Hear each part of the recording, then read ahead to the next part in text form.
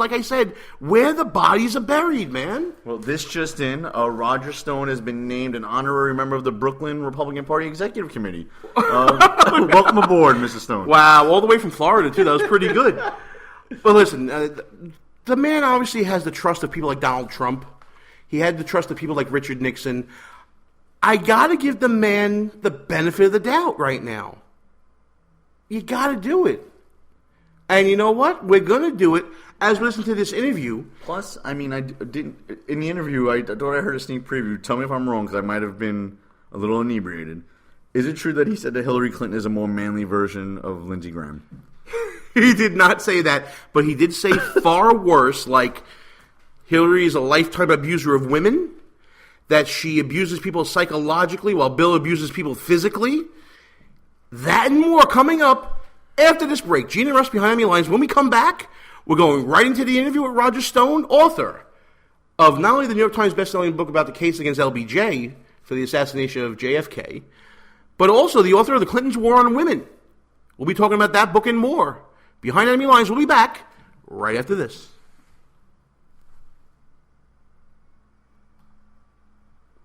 It's important to plan ahead for emergencies, like the storm. When it kicked in, we had a plan. Separated. We were able to get in touch with each other in no time. Idea how to find each other. The whole experience was fine. The most frightening 10 hours of my life. If there's one piece of advice I'd offer other moms out there, it's to stay calm and keep to the plan. Message. Some parents plan ahead, some don't. Make sure you know where to find your family in an emergency. Start your plan at ReadyPA.org, brought to you by ReadyPA, FEMA, and the Ad Council. Hey, how you doing? This is Vito. And this is Vito. We're here from the Vito and Vito Show. And we're excited to be on War Radio with our newfound hero, Wayne Dupree. We're just two college Republicans with a mic and a computer, and thanks to Wayne, here we are. Wait, where are we? We're on War. The #1 political news station on Live365.com. Behind enemy lines. Back on the air. Gene Baradelli, back behind enemy lines, and on the line with me right now, I have the pleasure of speaking with the author of The Clintons' War on Women, probably the one person that I know of in politics that knows just about everything there is to know about politics. I'm talking about Roger Stone. Roger, thanks for coming on the line with us. Gene, thanks for having me. I gotta say, this book is probably the most explosive one, and of course I'm talking about The Clintons' War on Women. What gave you the idea to actually blow the lid off of the Clintons? Well, Hillary's phoniness gets under my skin. The idea that she has ever been an advocate for women or children or girls and children is just completely bogus. In fact, she is a lifetime abuser of women. Well, she's an advocate for women as long as you're not one of those women unlucky enough to have been sexually assaulted by her red-faced husband, in which case you now become a target of Hillary and her wrath. First, she and her goons denounce you as a bimbo, a slut, a whore, trash. You see, in the interview, it's the woman's fault when Bill assaults them sexually. And then, more importantly, she is the one, as I show in the book, who hires the heavy-handed private detectives, who then wage a veritable terror campaign against Bill's victims in order to silence them. Put it another way, first Bill abuses them physically, then Hillary abuses them psychologically. And therefore, I think it's very important to show that the entire narrative, indeed the entire raison d'etre of her campaign is a fraud. Yeah, and the book, you go through, along with Robert Morrow, who's helped you research it, you go through a whole litany of crimes and cover-ups. Now, I thought I knew all there was to know about Clinton cover-ups and scandals. But there are some things in here like Bill going to drug rehab, abandonment of an African-American son, the real identity of Chelsea Clinton's father. Oh, my goodness, Roger. The things in here that I've never heard mentioned, why hasn't it been mentioned before? Well, it has been. All these things have been reported elsewhere, but they get suppressed by the mainstream media. So everything in my book is carefully documented, is carefully footnoted. I mean, I was on Fox 5 with Greg Kelly last week, who I like, but he was very much on offense, saying everything in this book has been discredited. It's all been disproved. No, Greg, Not a word of it has been discredited. Not a word of it has been disproved.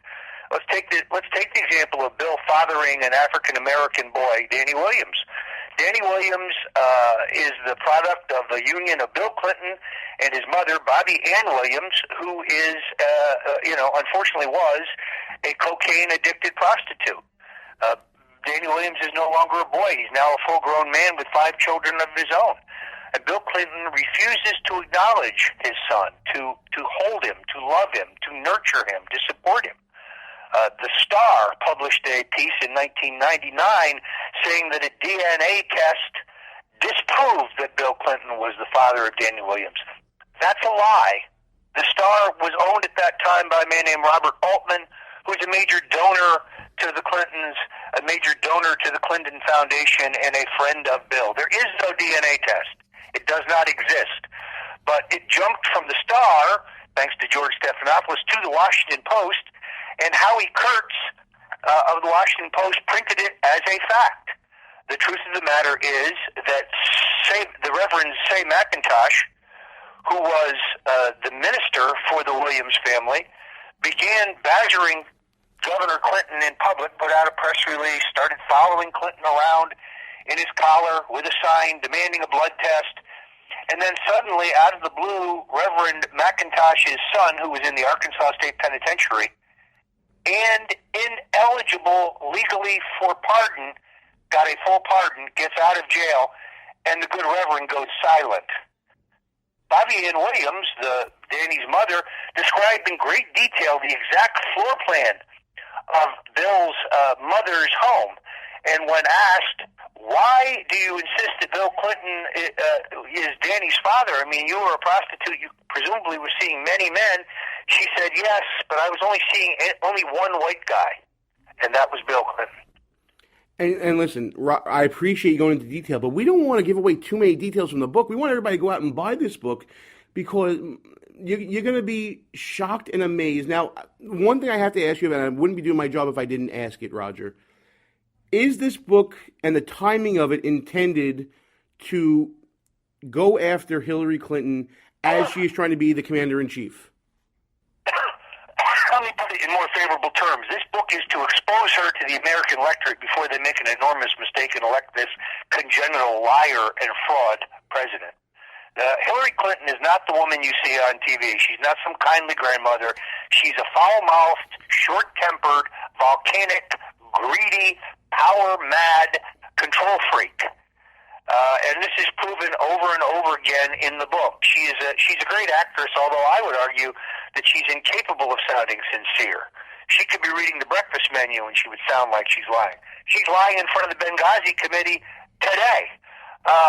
For example, as I reveal in the book, the whole idea that the attack on our mission in Benghazi was caused by an anti-Islamic video that showed one time on the internet in Turkey, that was invented by her hatchet man, her hitman, Sidney Blumenthal, who was on the payroll of the Clinton Foundation because the Obama people refused to put him on the federal payroll.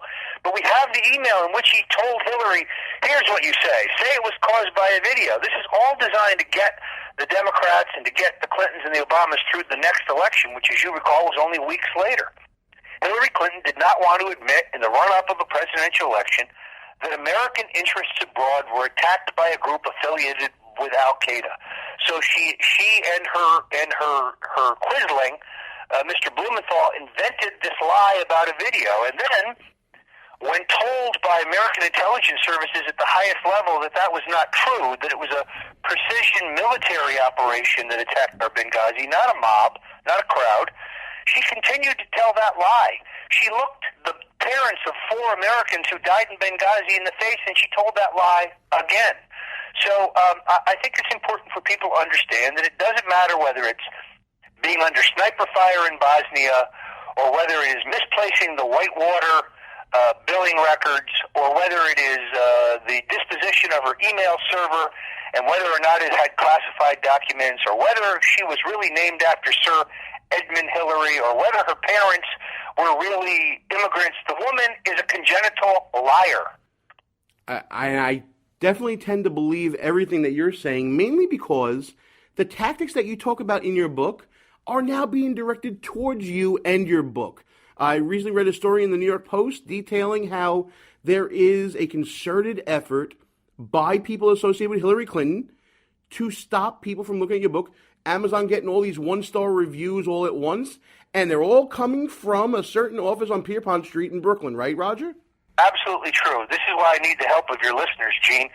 The Clintonites don't want this to become a New York Times bestseller because it makes it much harder for the mainstream media to ignore it if it does. So we have traced all these so-called negative one-star reviews on Amazon to an IP address at the Clinton headquarters in Brooklyn. The ones that aren't from there are from an IP address at Media Matters for America, which is a front organization for a bunch of twisted freaks, panty-wearing fanboys of Bill Clinton and Hillary Clinton, that is run by the well-known midget and former conservative David Brock.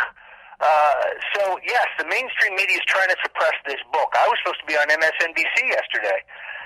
They sent a car to pick me up. They canceled 45 minutes before my interview with some lame excuse about the segment being double booked. I called my contacts at MSNBC, which are quite good, and one of my friends checked in it, and he came back to me and he said, yes, corporate had pressure from the Clintons. This is Soviet-style censorship. So I asked your listeners, go to rogerstone.com or go to clintonswar.com, no apostrophe, clintonswar.com, either one. You can buy the book online. I need to make this a New York Times bestseller, not only because I want to recover my costs, because I have 2 years' work into the research and writing for this book, but also because I want to make it impossible for CNN and CBS and NBC to ignore. Well, we're going to do our part for sure, because thanks to you and thanks to people at Skyhorse, we're going to be giving away a copy of the book to a lucky listener on next week's show. So we're going to make sure, Roger, we get the word out about the book 100%. I can't wait to pick it up and read it myself. I know that there's a copy in transit to me right now. It's going to be my train read for the next couple of weeks. Can't wait for it. Before I let you go, I do have to ask one question. Again, wouldn't be doing my job unless I was asking a question about your former client, Donald Trump. I just wanted to ask, not so much about your relationship with him, because that's all been done. I wanted to ask what you feel is your impression of him as far as if he is willing to listen to advisors going forward now. He's going to be transitioning now from first impression to developing a real operation, 50 states across the nation.